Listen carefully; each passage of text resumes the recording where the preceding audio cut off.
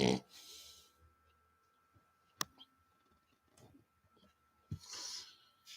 Assalamu alaikum warahmatullah. Okay. Hassan is behind the camera today.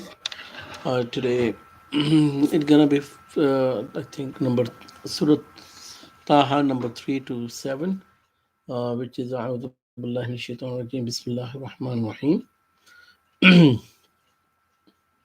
تنزيلا من خلق الأرض والسماوات العلى. أو actually إلا تذكرة لمن يخشى.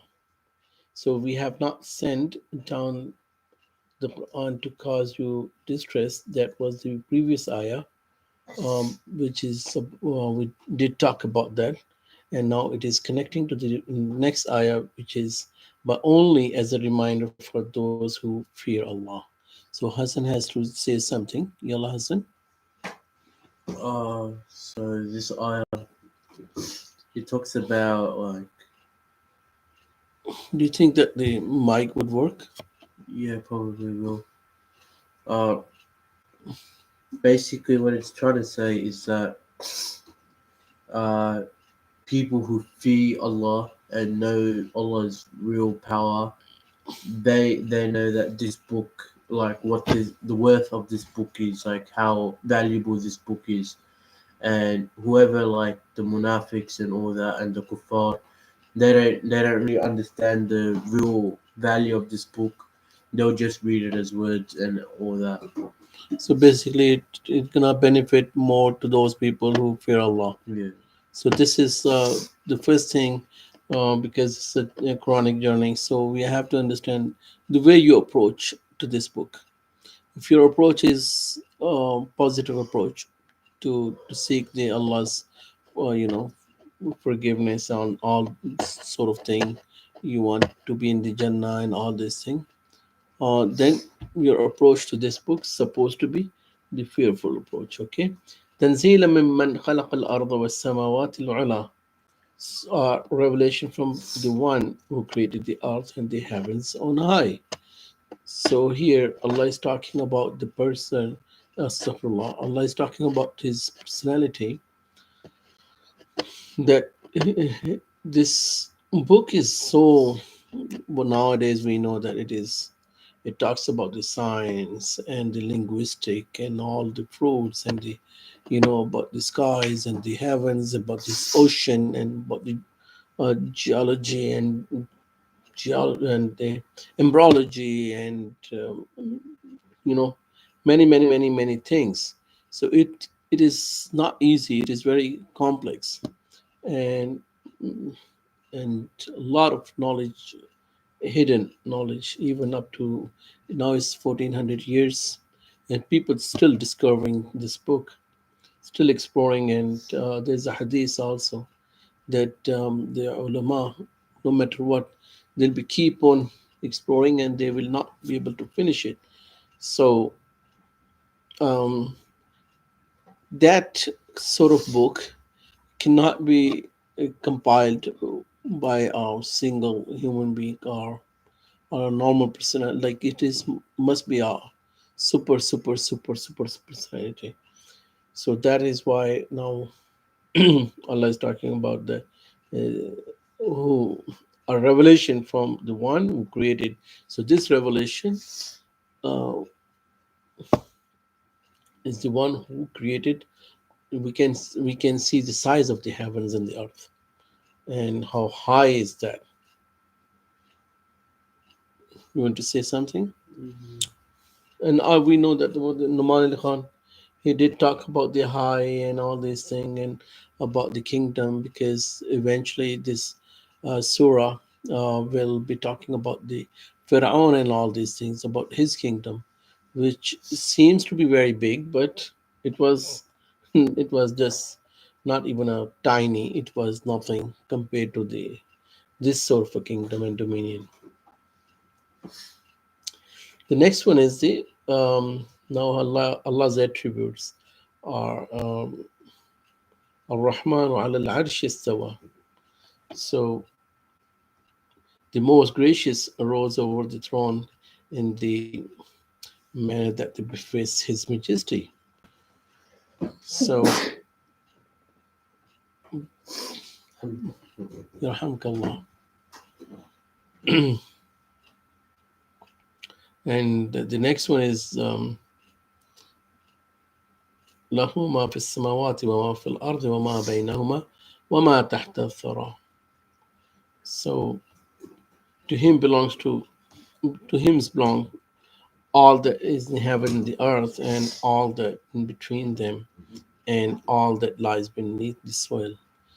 So did you understand this one, Athara, that beneath the soil? Because Yeah, because now they like get close to the mic, yalla. because before they didn't know as much as like what values are underneath the ground. Like before they might have known that there's a little bit of metals like gold and copper and silver, but now there's like coal, which is basically what the world's running on coal and oils and natural gases, and it's like um Allah is saying that whatever you guys find anywhere, like anywhere in the entire universe, it's mine. Like it's rightfully Allah's first, and then you can put a label on it that yeah, this is mine, or this laptop is mine, this piece of land is mine, blah blah blah. But rightfully, first and foremost, that Allah owns that, whatever it is, even an atom, Allah owns it. So what we can take the lesson of this that if we have, in a sense of money, right? So if we have a lot of money, because we are, if the people did not know that we are going through this commentary of the um,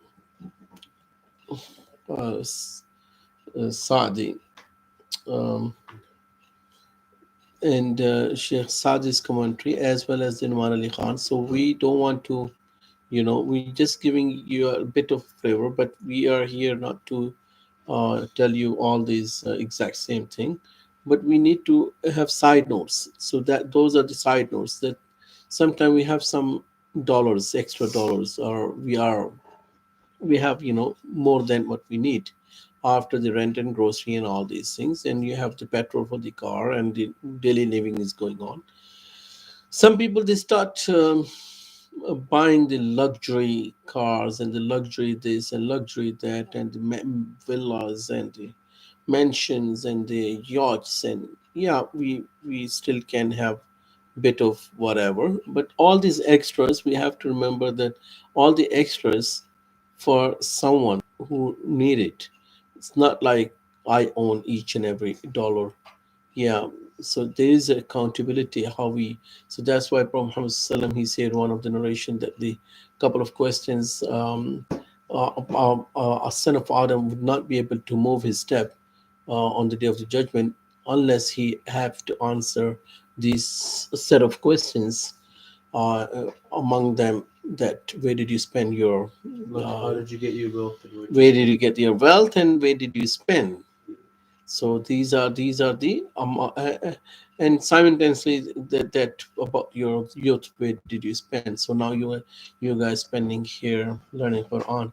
So it's not like wastage. Yeah, obviously you guys gonna, because eventually it become to the this ayah that the everything in this universe, to him belongs all that is in the heavens and the earth and in between them. Make sense? Hmm.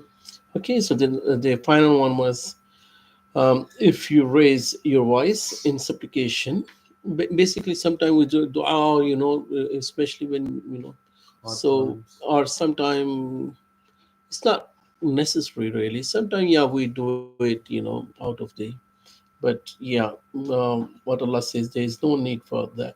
I mean, that was in the bracket, but He said, but He knows what He said private in that which is yet more hidden. So basically, whatever underneath our chest, He still be able to hear us Yeah. anyway. So we are not talking to someone who is, ma'adallah deaf or numb. So He is listening even something which is not been uttered yet. Yeah. All done? Yeah. Assalamu alaikum. Uh-huh.